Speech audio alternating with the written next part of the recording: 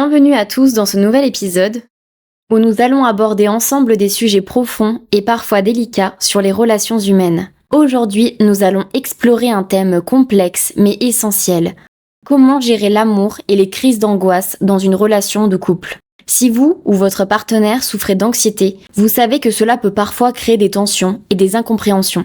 Mais rassurez-vous, ce n'est pas une fatalité. Ensemble, nous allons découvrir comment renforcer la communication, soutenir son partenaire et cultiver une relation épanouissante malgré les défis. Nous explorerons des stratégies concrètes pour vous accompagner dans ce cheminement. Alors installez-vous confortablement, c'est parti. Partie 1. Comprendre l'anxiété dans une relation. Pour commencer, il est essentiel de comprendre ce qu'est l'anxiété et comment elle peut affecter une relation. L'anxiété est une réaction naturelle de notre corps face à des situations perçues comme stressantes ou menaçantes. Cependant, lorsqu'elle devient chronique, elle peut avoir un impact profond sur les émotions, les pensées et les comportements d'une personne. Dans une relation, l'anxiété peut se manifester par des doutes constants, une peur de l'abandon ou une difficulté à se sentir en sécurité. Ces comportements, bien qu'ils puissent sembler irrationnels ou excessifs, sont souvent l'expression d'un besoin profond d'assurance et de stabilité. Pour le partenaire qui ne souffre pas d'anxiété, ces réactions peuvent être difficiles à comprendre et provoquer des malentendus. Imaginez par exemple que votre partenaire vous demande constamment de répéter que vous l'aimez ou qu'il ou elle s'inquiète dès que vous rentrez en retard. Ces comportements ne traduisent pas un manque de confiance en vous, mais plutôt une insécurité interne profonde. L'anxiété peut amener une personne à anticiper le pire, même en l'absence de preuves tangibles. Cela crée un cercle vicieux où chaque situation anodine devient une source potentielle d'inquiétude. Comprendre ces mécanismes est la première étape pour désamorcer les tensions. Vous pouvez également approfondir vos connaissances sur l'anxiété en consultant des ressources fiables, en participant à des ateliers ou en discutant avec des professionnels de la santé mentale. En réalité, l'anxiété est plus courante qu'on ne le pense, et le simple fait de la normaliser peut déjà soulager une partie de la pression ressentie dans la relation. Partie 2. Créer un espace de communication ouvert. La communication est la pierre angulaire de toute relation, et elle devient encore plus importante lorsqu'un des partenaires souffre d'anxiété. Pour établir un dialogue sain et constructif, il est primordial de s'engager dans une écoute active. Prenez le temps d'écouter votre partenaire, sans jugement, en posant des questions ouvertes pour mieux comprendre ses peurs et ses besoins. Exprimez vos propres ressentis de manière calme et constructive est tout aussi important. Vous pourriez dire par exemple, « Quand tu t'inquiètes de cette manière, je me sens parfois submergée. Comment pouvons-nous gérer cela ensemble ?» Ces conversations permettent d'identifier les sources d'anxiété et de trouver des stratégies communes pour y faire face. Voici un exemple concret de dialogue. Partenaire anxieux, j'ai peur que tu ne m'aimes plus quand tu passes du temps avec tes amis. Je comprends que tu ressentes cela, j'aimerais te rassurer. Passer du temps avec mes amis ne change rien à mes sentiments pour toi. Que pourrions-nous faire pour que tu te sentes plus en sécurité à ces moments-là? Partenaire anxieux, peut-être que si tu m'envoyais un petit message pendant que tu es avec eux, ça m'aiderait à me sentir mieux. Bien sûr, je peux le faire, et si tu te sens encore inquiète ou inquiet, n'hésite pas à m'en parler quand je rentre. Un autre exemple, j'ai l'impression que tu es plus distant ou distante ces derniers temps, et ça me fait peur. Je comprends que tu ressentes ça, et merci de me le dire. Ce n'est pas que je suis distant ou distante, mais j'ai eu beaucoup de choses en tête récemment, et ça a peut-être affecté la manière dont je te montre mon affection. Qu'est-ce qui te ferait sentir plus proche de moi en ce moment? Partenaire anxieux, peut-être qu'on pourrait planifier une soirée juste pour nous deux, sans distraction.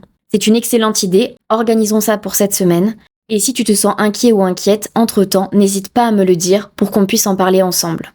Ces échanges montrent qu'un simple dialogue peut désamorcer une peur et instaurer un sentiment de sécurité.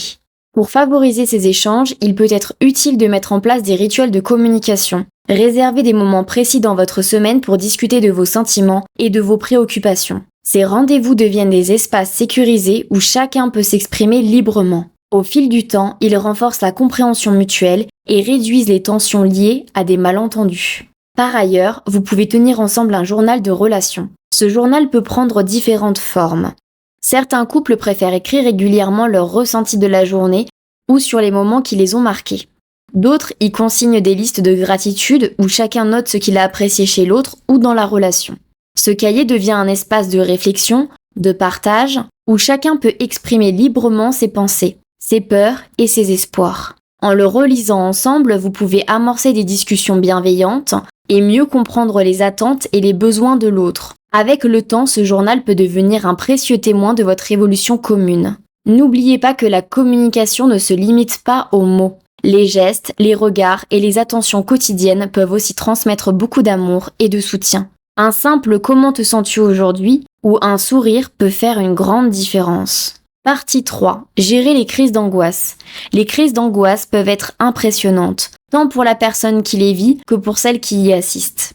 Lorsque votre partenaire traverse une crise d'angoisse, il est essentiel de rester calme. Votre sérénité peut avoir un effet apaisant et l'aider à se sentir en sécurité. Une technique simple, mais efficace, consiste à proposer une respiration guidée. Respirez lentement avec votre partenaire. Inspirez ensemble pendant 4 secondes, retenez votre souffle pendant 4 secondes, puis expirez pendant 6 secondes. Ces exercices peuvent aider à ralentir le rythme cardiaque et à calmer le système nerveux. Un autre geste simple mais incroyablement puissant est de faire un câlin. Lors d'une crise d'angoisse, un câlin chaleureux peut avoir des effets physiologiques apaisants. Le contact physique libère de l'ocytocine, souvent appelée l'hormone du bonheur, qui aide à réduire le stress et à créer un sentiment de sécurité. Ce simple acte peut aussi ralentir le rythme cardiaque et calmer les pensées anxieuses. Si votre partenaire accepte un câlin, prenez le temps de le tenir doucement dans vos bras en vous concentrant sur votre respiration synchronisée. Cela peut être un moment de réconfort profond et une manière silencieuse mais efficace de dire « je suis là pour toi ». En plus de cela, utilisez des phrases rassurantes pour lui rappeler que vous êtes présent et qu'il n'est pas seul. Par exemple, dites « je suis là pour toi, tout va bien, tu n'es pas seul ». Cependant, respectez ses limites. Si votre partenaire a besoin de solitude pour se calmer, acceptez cela tout en lui faisant savoir que vous êtes disponible en cas de besoin. Une autre stratégie consiste à anticiper ces crises. Essayez de détecter les signes précurseurs, comme une respiration rapide, une agitation ou un discours très négatif. En étant attentive à ces indices, vous pouvez intervenir avant que l'angoisse ne devienne trop envahissante. Proposez une activité relaxante, comme écouter une musique apaisante, regarder un film ou simplement faire une promenade ensemble. Il peut être utile de discuter avec votre partenaire des stratégies qui fonctionnent le mieux pour lui ou elle. Chacun réagit différemment et ce qui apaise une personne peut ne pas convenir à une autre. En travaillant ensemble, vous pouvez créer un plan d'action personnalisé qui rend ces moments difficiles plus gérables.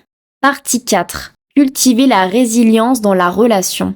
Surmonter l'anxiété dans une relation peut être un défi, mais c'est aussi une opportunité de renforcer vos liens. Célébrez chaque petite victoire ensemble, qu'il s'agisse d'une amélioration dans la gestion de l'anxiété ou d'un moment de communication particulièrement fructueux. Ces succès renforcent la confiance mutuelle et créent un climat positif. La gratitude joue également un rôle crucial. Prenez le temps de reconnaître ce que vous appréciez chez votre partenaire, même dans les moments difficiles. Par exemple, dites-lui régulièrement ce que vous admirez chez lui ou chez elle, que ce soit sa patience, sa force ou son humour. Ces mots simples mais sincères peuvent raviver la flamme dans les moments de doute.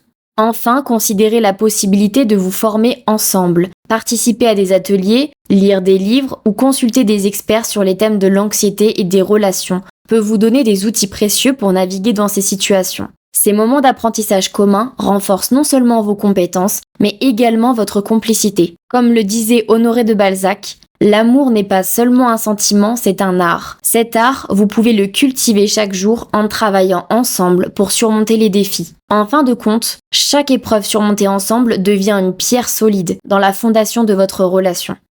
Pour conclure, gérer l'amour et les crises d'angoisse dans une relation n'est pas toujours facile. Mais c'est loin d'être impossible. Avec de la compréhension, de la patience et beaucoup d'amour, vous pouvez non seulement surmonter ces défis, mais aussi en sortir plus fort ensemble. Chaque étape que vous franchissez ensemble est une preuve de la force de votre lien. Merci de m'avoir écouté. Si vous l'avez apprécié, n'hésitez pas à liker et à vous abonner. Et surtout à le partager avec quelqu'un qui pourrait en bénéficier. Prenez soin de vous et moi je vous dis à mercredi pour un nouvel épisode.